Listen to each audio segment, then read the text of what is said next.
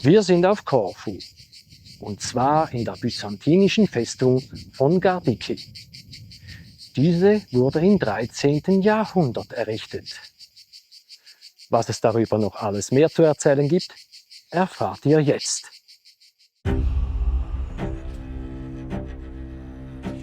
Die Burg liegt auf einer Anhöhe im Südwesten der griechischen Insel, in der Nähe des Dorfes Agios Mataios. Sie ist in diesem Teil von Korfu die einzige mittelalterliche Festung.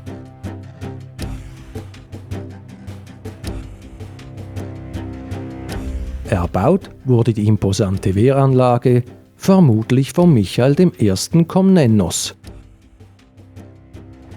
oder seinem Sohn Michael II. Beide waren Herrscher des Despotats Epirus. Dies war einer der griechischen Nachfolgestaaten des Byzantinischen Reiches, welche nach 1204 infolge des 4. Kreuzzuges entstanden.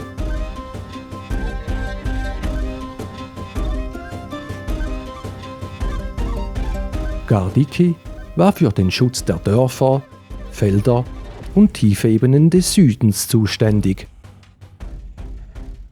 Sie gehörte zu einem Verteidigungsdreieck, welches die Insel damals bewachte und sie gegen Piratenüberfälle sowie die Angriffe der Franken und der Staaten im heutigen Italien verteidigte.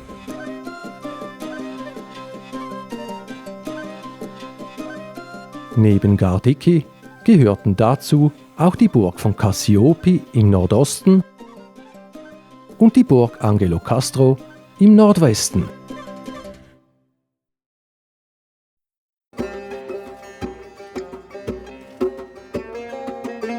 Die Festung hat einen achteckigen Grundriss und verfügte über ebenso viele mächtige Türme mit quadratischem Grundriss.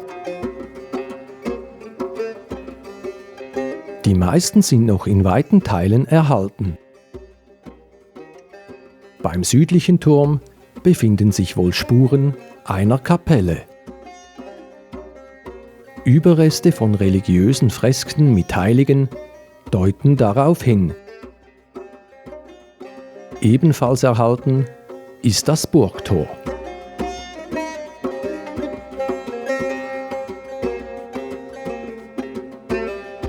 In die Festung wurde auch ein vorher bereits bestehendes Gebäude integriert. Dabei handelt es sich mutmaßlich um ein Brunnenhaus. Möglicherweise stammt dieses aus dem 11. Jahrhundert und wurde von einer Vorgängeranlage übernommen.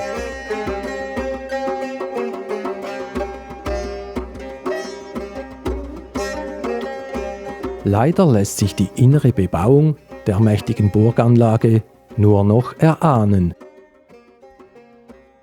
Neben den Hinweisen auf das Brunnenhaus gibt es mehrere Schutthügel und spärliche Mauerreste, welche wohl von mehreren Gebäuden stammen.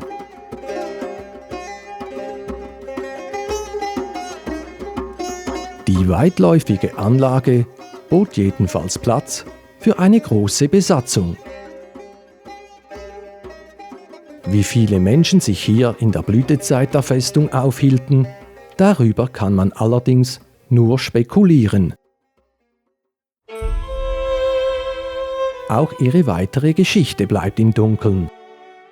Fest steht, dass die Venezianer ab 1401 Herrscher über Korfu wurden.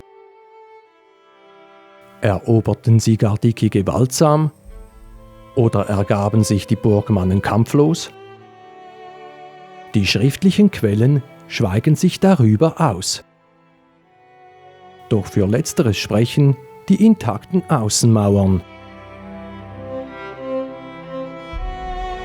Ob und wie lange die Anlage unter den Venezianern noch genutzt wurde, bleibt ebenfalls ein Geheimnis. Fest steht hingegen eines: Die Burg ist eine der imposantesten mittelalterlichen Ruinen auf Korfu und ist es wert, besucht und erkundet zu werden. Ja, das Mittelalter hatte schon sehr, sehr gute Baumeister.